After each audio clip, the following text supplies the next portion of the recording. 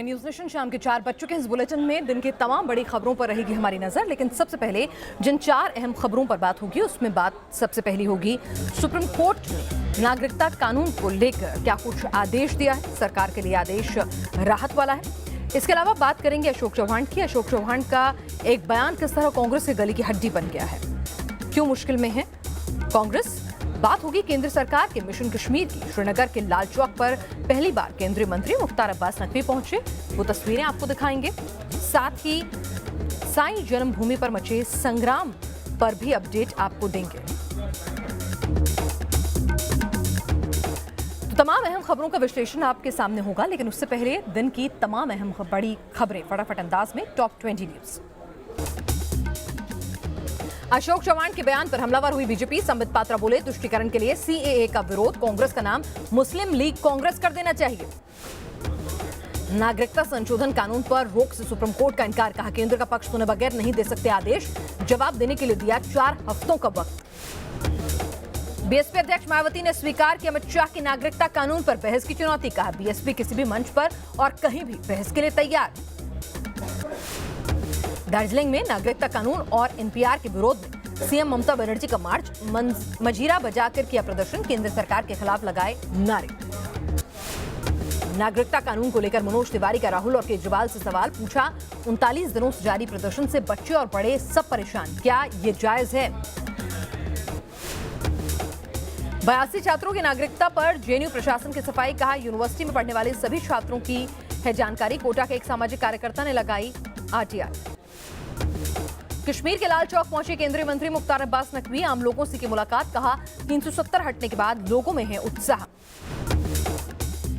जम्मू कश्मीर में सुरक्षा बल को मिली बड़ी कामयाबी, अवंतीपुरा में एक आतंकी को मार गिराया।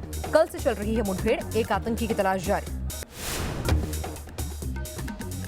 जम्मू कश्मीर पुलिस के शहीद एसपीओ शहबाज अहमद को श्रीनगर में दी गई श्रद्धांजलि। कल अवंतीपुरा एनकाउंटर में हुए थे शहीद। 26 जनवरी से पहले पाकिस्तान और आईएसआई की साजिश का खुलासा, ड्रोन के जरिए खालिस्तान समर्थकों को भेज सकता है हथियार, सूत्रों के हवाले से आई खबर। अभिनेत्री आलिया भट्ट की मां सोनी राजदान के खिलाफ दिल्ली के थाने में केस दर्ज। कल आतंकी अफजल गुरु पर दिया था विवादित बयान। साईं के जन्मस्थान को लेकर विवाद जारी, पाथरी गांव के प्रतिनिधि मंडल ने की सीएम उद्धव से मुलाकात, गैजेट का प्रमाण देकर सीएम के सामने रखी अपनी मांग। केंद्रीय कैबिनेट की बैठक में अहम फैसले, पूर्वोत्तर के सभी एनआईटीज को 4,371 करोड़ की मदद। दमन दीव और दादर नागर की राजधानी होगी दमन। दिल्ली चुनाव के लिए बीजेपी और कांग्रेस ने जारी की स्टार प्रचारकों की list. PM Modi, Amit Shah BJP के लिए करेंगे प्रचार, कांग्रेस के लिए सोनिया और राहुल मांगेंगे वोट। दिल्ली के चुनावी रण में उतरे सीएम केजरीवाल, नामांकन दाखिल करने के बाद जीजे कॉलोनी में पहला रोड शो, लोगों से की आम आदमी पार्टी को वोट देने की अपील।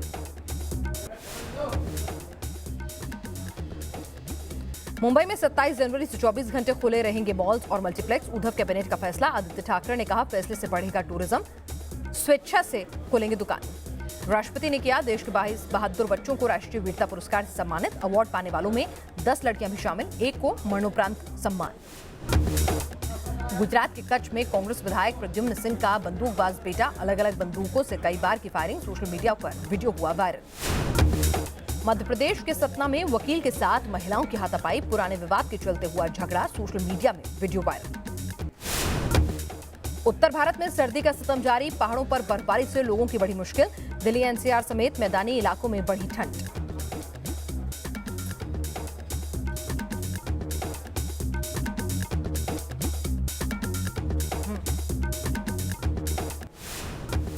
इस वक्त की बड़ी खबर आ रही है साईं जन्मभूमि विवाद से जुड़ी हुई। अब से कुछ ही देर पहले पाथरी गांव के प्रतिनिधि मंडल ने उद्धव ठाकरे से मुलाकात की है। पाथरी के प्रतिनिधि मंडल ने गैजेट प्रमाण पत्र दिया है, विवादित मामले के लिए समिति बनाने की मांग भी रखी है। उद्धव ने पाथरी गांव के विकास का आश्वासन दिया है, लेकिन पाथरी गांव के लोग जो हैं उनकी क्या कुछ डिमांड है, क्या वो कह रहे हैं, लगातार हम आपको बताएंगे। हमारे साथ हमारे संवाददाता शैलेंद्र इस वक्त फोन लाइन पर जुड़ चुके हैं। शैलेंद्र, शिरडी साईं ट्रस्ट के लोगों ने मुलाकात की, उसके बाद से पाथरी गांव के लोग जो है वो नाराज चल रहे, तो उद्धव ठाकरे से आज गैजेट प्रमाण पत्र देकर क्या कुछ मांगे रखी उन्होंने? देखिए, जाहिर तौर पर आज जो खुद सांसद संजय यादव मौजूद थे। खुद वो शिवसेना के सांसद है और आज लगभग सुबह से यहाँ मौजूद थे। कैबिनेट मीटिंग चल रही थी इसलिए देरी हुई और मुख्यमंत्री से मुलाकात करने के बाद उन्होंने जो प्रमाण पत्र थे उनके पास साईं के जन्म को लेकर उनको सादर किया। उसके बाद मांग की कि वहां पर जो साईं जन्मस्थली थी उसे बनाने की मांग की और साईं जन्मस्थली को लेकर जो विवादित मामला चल रहा है उसको लेकर मांग की कि एक समिति की गठन हो जो कि जांच करे कि वास्तव में साईं का जन्म वहां हुआ था या नहीं हुआ था और उस समिति को ही इनके पास जो भी प्रमाण पत्र वगैरह है वो समिति को सौंपे जाएंगे और समिति ये जांच करे कि वास्तविकता क्या है साईं के जन्म को लेकर। इस चीज की मांग के साथ आज मुलाकात हुई है। हालांकि उद्धव ठाकरे ने पाथरी गांव के विकास की बात कहकर उन्हें आश्वस्त करने की कोशिश की है। अभी प्रतिनिधिमंडल जो है वो पाथरी जाएगा और वहां पे सर्वदलीय बैठक के बाद फिर से निर्णय लिया जाएगा कि वास्तव में आगे क्या करना है इन्हें। जी, इस तमाम अपडेट के लिए आपका शुक्रिया। चलिए, मुलाकात तो हो गई, लेकिन किस तरह आज पूरे दिन विवाद होता रहा, पाथरी में क्या हलचल रही, ये भी जानिए हमारी अगली रिपोर्ट में। साईं शिरडी के या पाथरी के, साईं की कर्मभूमि शिरडी तो क्या जन्मभूमि पाथरी है? न शिरडी पीछे हटने को तैयार, न पाथरी दावा छोड़ने को तैयार। दुविधा में आ गई उद्धव सरकार। जो साईं सबके हैं, उनके जन्मस्थान को लेकर शिरडी और पाथरी में तलवारें खींची हैं। साईं की जन्मभूमि को लेकर विवादों का तूफान थमता नहीं दिख रहा। पाथरी को साईं का जन्मस्थान बताकर वहां 100 करोड़ की लागत से भव्य मंदिर निर्माण कराने की घोषणा अब उद्धव सरकार के लिए गले की फांस बनती जा रही है। इस विवाद के तूफान को शांत करने के लिए पहले उद्धव ठाकरे ने शिरडी के प्रतिनिधिमंडल से बातचीत की और अब बारी है पाथरी का पक्ष जानने की। इस बीच न्यूज नेशन की टीम भी परभणी के पाथरी गांव पहुंचा, जिसे सरकार ने साईं जन्मस्थान के रूप में मान्यता दी है। साईं बाबा को शिरडी के नाम से जाना जाता है। आज शिरडी के साईं दुनिया भर में मशहूर हैं, लेकिन इन सब के बीच महाराष्ट्र के परभणी जिला के पाथरी इलाके के लोगों का दावा है कि साईं का जन्म पाथरी में हुआ था और इस वक्त हम उसी मंदिर में मौजूद हैं जो ठीक उसी जगह पर बना है जहां पर साईं का जन्म हुआ था, ऐसा दावा किया जा रहा है। साईं के जन्म स्थान को लेकर विवादों का बवंडर है, तो वहीं इस विवाद से पाथरी की किस्मत संवरती हुई दिख रही है। यहाँ दर्शन करने के लिए साईं भक्तों की संख्या अब लगातार बढ़ती जा रही है। देश के कोने कोने से आए लोग न सिर्फ पाथरी के इस पवित्र भूमि को साईं की जन्मभूमि मान रहे हैं, बल्कि उनका यह भी कहना है कि वो साईं की कर्मभूमि भी जाएंगे और जन्मभूमि भी। तो आप यहाँ पर दर्शन के लिए आए? दर्शन के लिए बहुत अच्छा लगा हमको। मैं 1-2 घंटे से आई हूँ। आपको विश्वास है कि साईं का जन्म यहाँ पर हुआ है? मैं पूरा प्रूफ देखा। भरोसा है ना, टीवी में देखे ना हमने। हाँ, टीवी में देखा है।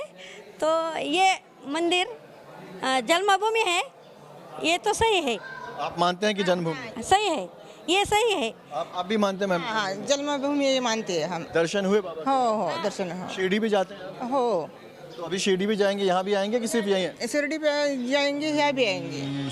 साईं के जन्म स्थान को लेकर पाथरी अपने दावे पर अडिग है और सबूतों के साथ तैयार है। अब देखना होगा कि सरकार अपने फैसले पर अडिग रहती है या नहीं। जिस तरह से ये विवाद लगातार बढ़ता जा रहा है, उसी तरह से जो साईं भक्त हैं, जो देश भर में हैं, जो दुनिया भर में हैं, उनके लिए भी अब ये जो स्थान है वो एक आकर्षण का केंद्र बन चुका है। हर कोई देखना चाहता है कि वो कौन सा स्थान है, वो कौन सी जगह है जहाँ पर साईं का जन्म हुआ था और उसकी सच्चाई क्या है। वीडियो जर्नलिस्ट कामेश हल्दे के साथ पंकज मिश्रा, न्यूज़ नेशन, पाथरी।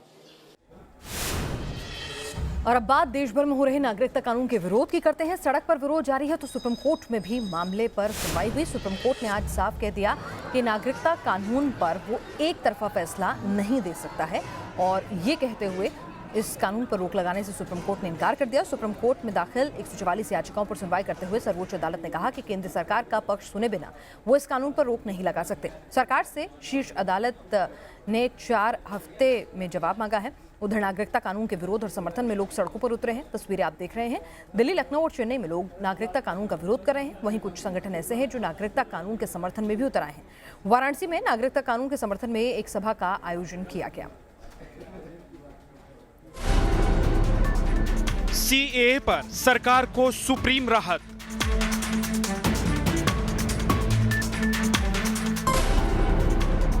सुप्रीम कोर्ट का फिलहाल सीएए पर रोक से इनकार। सरकार को जवाब देने के लिए 4 हफ्ते का वक्त दिया।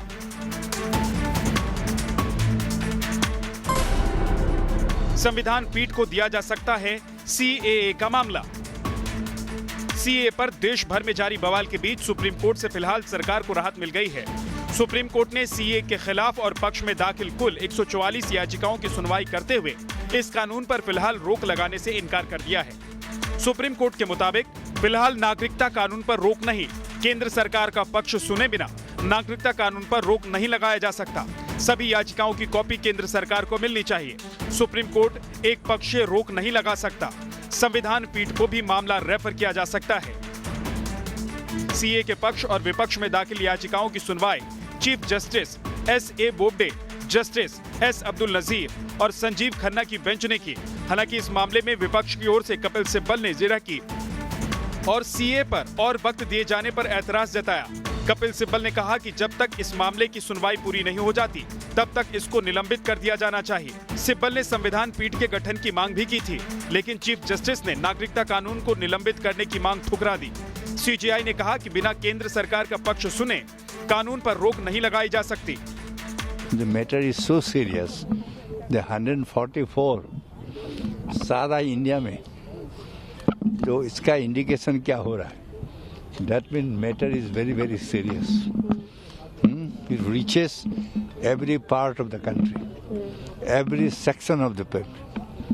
Never before we have heard. नागरिकता कानून पर सुनवाई के दौरान असम का भी मुद्दा उठा। चीफ जस्टिस ने असम के तर्क को अलग रखते हुए कहा कि वहां की स्थिति अलग है। कोर्ट ने माना कि हर याचिका सरकार के पास जाना जरूरी है। सुप्रीम कोर्ट ने यह भी साफ किया कि सीए पर अब 144 से ज्यादा याचिकाओं पर सुनवाई नहीं होगी। फिलहाल देश की सबसे बड़ी अदालत ने सरकार को जवाब देने के लिए 4 हफ्ते का वक्त दिया। अब इस मामले में अगली सुनवाई 5 हफ्ते बाद होगी, जिसके बाद ये फैसला होगा कि सीए का भविष्य क्या होगा। हालांकि याचिकाकर्ताओं की तरफ से पेश हुए वरिष्ठ वकील अभिषेक मनु सिंघवी, कपिल सिब्बल और विकास सिंह ने कोर्ट को इस बात के लिए आश्वस्त करने की कोशिश की कि जब तक इस मामले को लेकर कोर्ट अपना रुख तय नहीं कर देता तब तक इस कानून के अमल पर रोक लगा दी जाए। लेकिन सुप्रीम कोर्ट ने यह साफ कर दिया कि बिना केंद्र सरकार का पक्ष सुने वो रोक का कोई अंतरिम आदेश पास नहीं कर रहे हैं। वीडियो जर्नलिस्ट जगनेंद्र के साथ अरविंद सिंह, न्यूज नेशन, दिल्ली। और शाहीन बाग में जारी प्रदर्शन पर बच्चों के शामिल होने पर सियासी घमासान मचा हुआ है। इस मुद्दे पर शाहीन बाग में धरने पर बैठी महिलाओं से न्यूज नेशन ने बात की। मुस्लिम महिलाओं का कहना है कि इस मामले को तूल देना ठीक नहीं। शाहीन बाग से मनीष चौरसिया की ये रिपोर्ट देखिए। शाहीन बाग में चल रहे विरोध प्रदर्शन में महिलाएं शामिल हैं और महिलाओं के साथ कई सारे बच्चे मौजूद हैं। लेकिन अब एनसीपीसीआर ने इस पर सवाल खड़ा किया है कि आखिर क्यों यहां पर इस तरह से बच्चों को बैठाया गया है, क्यों उनसे इस तरह की बातें बुलवाई जा रही हैं। और जो डीएम है यहाँ के, उनसे एक रिपोर्ट मांगी गई है। कहा गया है कि उन बच्चों की काउंसलिंग करें और उन बच्चों को यहाँ पर पेश करें। हमारे साथ तमाम महिलाएँ यहाँ मौजूद हैं। हम जिस तरह से कुछ वीडियो सामने आए, अब उसको लेकर एनसीपीसीआर कह रहा है कि बच्चों को यहाँ पर क्यों रखा गया है, उनसे नारे क्यों लगवाए जा रहे हैं। आप ये बताएं कि जब माएँ यहाँ सड़कों पे बैठी हैं तो वो अपने बच्चों को कहाँ छोड़ के आए? किसी यतीम खाने में डाल दें या संसद में भेज दें? आप जगह बता दीजिए, हम वहाँ बच्चों को भेज देते हैं। बच्चे तो माओ के साथ ही रहेंगे ना, और बच्चे इधर उधर खेलेंगे भी तो शरारतें भी करेंगे, शरारतों में कुछ बोल भी देंगे। इसमें इतना इसको तमाशा बनाने की क्या ज़रूरत है? कहीं ना कहीं ये आरोप लग रहे हैं कि आप लोग बच्चों को गलत तरीके से इस्तेमाल कर रहे हैं, उनसे नारे लगवा कर। क्या कहेंगे आप इस पर? ये गलत नहीं है। जब मोदी जी ने बेटी पढ़ाओ बेटी बचाओ का नारा लगवाया था तब भी बच्चे वही लगाते थे। अब जो बच्चे सुन रहे हैं, जो चीज़ आ रही है वो कह रहे हैं, इसमें कोई उनको प्रेशर नहीं डाला जा रहा है। शाहीन बाग के ऐसे कई वीडियो सोशल मीडिया पर वायरल हुए थे जिनमें कुछ बच्चे सीएए और एनआरसी के खिलाफ नारेबाजी करते हुए दिखाई पड़ रहे थे। लेकिन अब एनसीपीसीआर ने इस पूरे वीडियो पर संज्ञान लिया है और आपत्ति जताते हुए साउथ ईस्ट दिल्ली के डीएम से रिपोर्ट मांगी है कि इन बच्चों की पहचान की जाए, इनकी काउंसलिंग की जाए और इन्हें चाइल्ड वेलफेयर कमेटी के सामने पेश किया जाए। हालांकि यहाँ की महिलाओं का कहना है कि जहाँ माएँ होंगी वहीं तो बच्चे होंगे और बच्चों ने वही बोला जो यहाँ पर वो सुन रहे थे। इसमें कोई भी तमाशा खड़े करने वाली बात नहीं है। दिल्ली से वीडियो जर्नलिस्ट सुधीर कुमार शर्मा के साथ मनीष चौरसिया, न्यूज़ नेशन। 39 दिन से शाहीन बाग में, दिल्ली के शाहीन बाग में प्रदर्शन जो है वो जारी है, जिस पर सियासत भी खूब हो रही है। लेकिन इस बीच लखनऊ में भी घंटा घर पर सैकड़ों मुस्लिम महिलाएं जो हैं वो सीए के विरोध में प्रदर्शन पर बैठी हुई हैं। वहां पर क्या हालात हैं, ग्राउंड जीरो से ये रिपोर्ट देखिए। सीए के विरोध में पिछले 5 दिनों से सैकड़ों महिलाएं लखनऊ घंटा घर पर बैठी हुई हैं और लगातार ये मांग कर रही हैं कि इस कानून को वापस लिया जाए। हालांकि आज सुप्रीम कोर्ट ने इस पर फौरन रोक लगाने से इनकार कर दिया है। वहीं केंद्र से 4 हफ्तों में जवाब मांगा गया है। लेकिन जो तमाम महिलाएं हैं, आप देख सकते हैं कि एक बड़ी तादाद है और ये महिलाएं पिछले काफ़ी दिनों से यहाँ पर सीए का विरोध कर रही हैं। कुछ महिलाएं हैं, उनसे बातचीत करेंगे। आप लोग यहाँ पर पिछले कई दिनों से बैठी हुई हैं, विरोध प्रदर्शन कर रही हैं। कल ही एक रैली थी सीए के समर्थन में और गृह मंत्री ने कहा कि वो डंके की चोट पर बोल रहे हैं, जिसको विरोध करना है करे, ये कानून वापस नहीं होगा। जैसे कि आपने कहा कि गृह मंत्री ने कहा है डंके की चोट पे कहे ये कानून वापस नहीं होगा, तो हम आपको बता दें गृह मंत्री अमित शाह जी पिछले 5 दिनों से पुलिस के द्वारा हमें अपने लाठियों से डरा रहे हैं, हमारे कम्बल लेके जा रहे हैं और धारा 144 लगा दी है। हम तभी भी नहीं डरे और हमने तभी भी कहा था कि आप 1 इंच मत हटिए, हम आधा इंच नहीं हटेंगे। उसी पे सवाल पूछना चाहूँगा, जैसा कि इन्होंने कहा कि सब कुछ काम छोड़ के महिलाएं यहाँ पर आई हैं, आखिर इस कानून में आप लोगों को क्या गलत लग रहा है कि जिसकी वजह से जो तमाम महिलाएं हैं यहाँ पर इस कानून का विरोध कर रही है? जी बताइए। इस कानून में आपको सही क्या लग रहा है कि इतने लोग विरोध कर रहे हैं, सिर्फ एक सरकार साथ दे रही है? जी बताइए। ये जो ये कानून लाया गया, बाहर के लोगों को नागरिकता दी जाएगी, ना सिटीजन के लोगों की, और यहाँ के लोगों को साबित करना पड़ेगा कि यहाँ के नागरिक है। ठीक है, तो हम बाहर के, जब यहाँ के युवाओं के लिए जॉब नहीं है, कुछ नहीं है, तो वहाँ के लोगों को यहाँ को बसा के यहाँ जॉब कैसे देंगे? वैसे भी इंडिया में इतनी सारी आबादी है, कुछ नहीं कर पाते हैं। तो ये तस्वीर आपको एक बार फिर से दिखाना चाहूँगा। ये तमाम वो महिलाएं हैं जो पिछले 5 दिनों से यहाँ घंटा घर पर सीए का विरोध कर रही हैं। इन महिलाओं का साफ कहना है कि सरकार जब तक ये कानून वापस नहीं लेती है, इन महिलाओं का धरना और जो ये आंदोलन है जारी रहेगा। वीडियो जर्नलिस्ट सैफुल हसन के साथ अविनाश सिंह, न्यूज़ नेशन, लखनऊ। और इस वक्त खबर राजस्थान के धौलपुर से आ रही है। धौलपुर में पंचायत चुनाव जीतने के बाद प्रत्याशी के समर्थकों ने जमकर हंगामा काटा है। इन लोगों ने सड़क पर कानून का उल्लंघन करते हुए फायरिंग भी की है। राजस्थान के धौलपुर की ये घटना है, जहां पर पंचायत चुनाव जीतने के बाद खुलेआम कानून को ताक पर रखकर फायरिंग की गई है। ये अपडेट इस वक्त आ रहा है और फायरिंग का वायरल वीडियो भी सामने आ गया है। पंचायत चुनाव जीते गए, उसके बाद सरेआम जिनके ऊपर जिम्मेदारी थी कानून व्यवस्था बनाए रखने की, उन्होंने तमंचे पर डिस्को किया। जरा देखिए आप भी।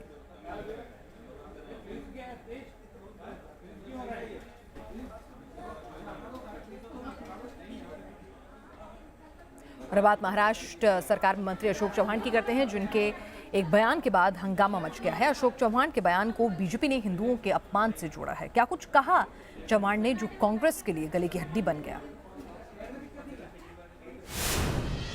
हमारे मुस्लिम भाइयों ने भी कहा और इसीलिए कांग्रेस पार्टी आज हुकूमत में महाराष्ट्र में है। कांग्रेस के दिग्गज नेता महाराष्ट्र के मंत्री अशोक चौहान के इसी बयान ने ऐसा हंगामा छेड़ा कि बीजेपी को बैठे बिठाए घेरने का मुद्दा मिल गया। अशोक चौहान वैसे तो नागरिकता कानून का विरोध कर रहे थे, लेकिन न जाने कहां से उनके जुबान से वो बात निकली जिस पर हंगामा मचा।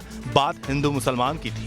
तमाम हमारे मुस्लिम भाइयों ने भी कहा कि आप हमारा सबसे बड़ा दुश्मन बीजेपी है और बीजेपी को अगर रोकना है तो कांग्रेस ने इस सरकार में शामिल होना चाहिए। और इसीलिए कांग्रेस पार्टी आज हुकूमत में महाराष्ट्र में है और जब तक हमारी यह हुकूमत है तब तक सीए का अमल महाराष्ट्र में हम नहीं होने देंगे। बात महाराष्ट्र से निकली तो इसे दिल्ली पहुंचने में देर नहीं लगी। बीजेपी ने कांग्रेस पर मुस्लिम तुष्टीकरण का इल्जाम लगाया, सवालों की बौछार कर दी। ये जो कहा जा रहा है कांग्रेस की तरफ से, अशोक चौहान की तरफ से, कि आप मुसलमानों से हम पूछ के यहां पे सत्ता चलाते हैं, क्यों? हिंदुओं ने गुनाह किया है, सिखों ने गुनाह किया है, जैनियों ने गुनाह किया है, पारसियों ने गुनाह किया है, ईसाइयों का क्या गुनाह है? ये तो वैसे ही है जैसे मनमोहन सिंह कहते हैं कि इस देश के सभी संसाधनों पर अगर पहला हक किसी का है तो वो मुसलमानों का है। बीजेपी ने घेरा तो बयान पर सफाई देने अशोक चौहान कैमरे के सामने आए। अब उनकी दलील सुनिए।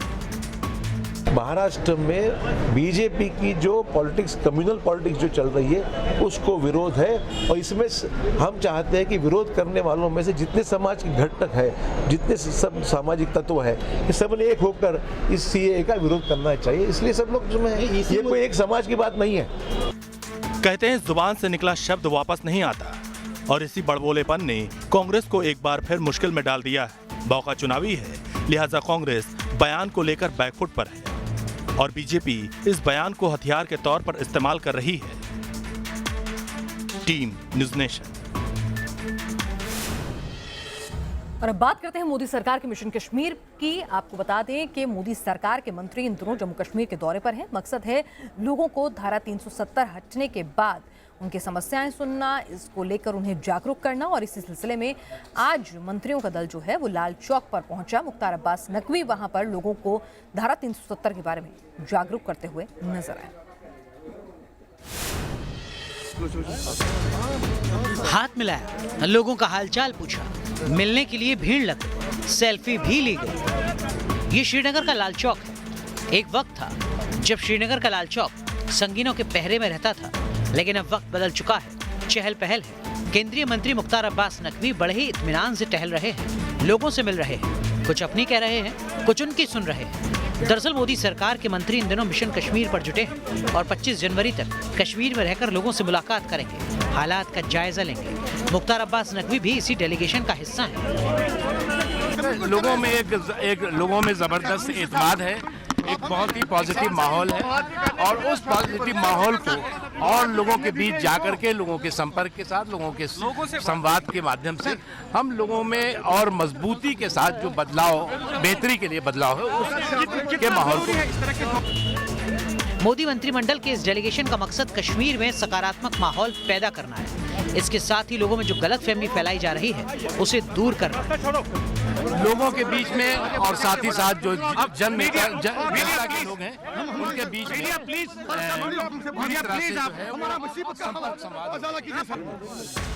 मोदी सरकार कश्मीर से कट्टरपंथ को जड़ से उखाड़ना चाहती है। इसके लिए सेना जहां घाटी में छिपे देश के दुश्मनों को मौत के घाट उतार रही है, तो वहीं कश्मीरी लोगों से बातचीत का भी सहारा लिया जा रहा है। चाहे वो मंत्रियों का डेलीगेशन हो या फिर 370 खत्म होने के बाद NSA डोभाल का श्रीनगर का दौरा रहा हो। Team news nation. Afzal Guru के समर्थन में ट्वीट करने वाली एक्ट्रेस सोनी राजदान की मुश्किलें बढ़ती जा रही हैं। सोनी राजदान के खिलाफ दिल्ली के तिलक मार्ग थाने में शिकायत दर्ज कराई गई है। सोनी राजदान के खिलाफ लोगों को भड़काने का आरोप है। सोनी राजदान ने ट्वीट में लिखा था कि यह न्याय का मजाक है, कौन उस मरे हुए इंसान को वापस लाएगा अगर बाद में पता चला कि वो निर्दोष था। इसलिए कभी भी मौत की सजा को हल्के में नहीं लिया जाना चाहिए और इसलिए इस मामले में सॉलिड जांच की जानी चाहिए कि अफजल गुरु को बलि का बकरा क्यों बनाया गया था।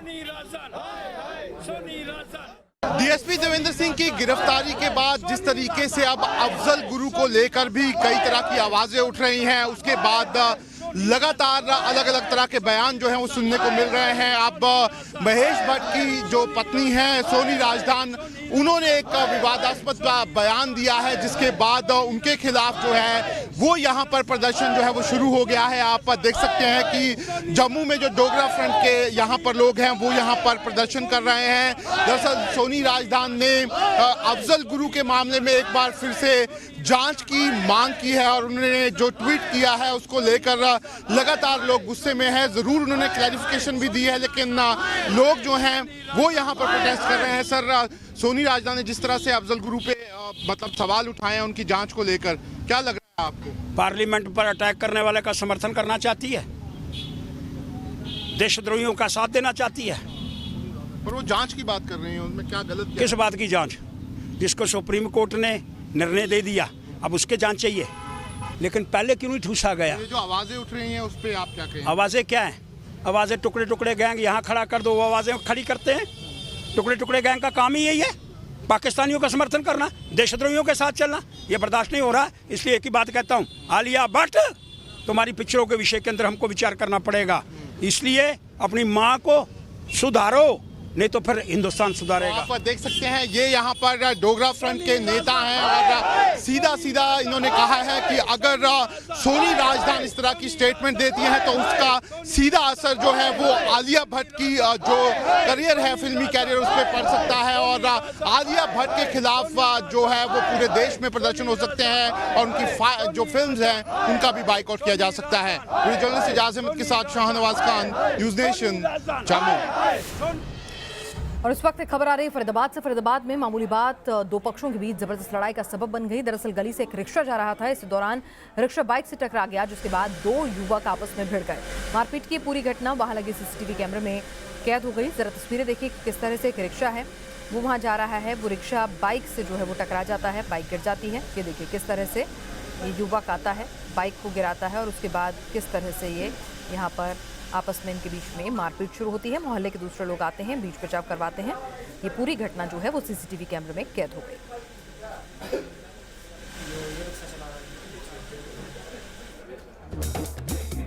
और इस बुलेटिन में फिलहाल के लिए इतना ही। देश और दुनिया की तमाम अहम खबरों के लिए आप देखते रहिए न्यूज़।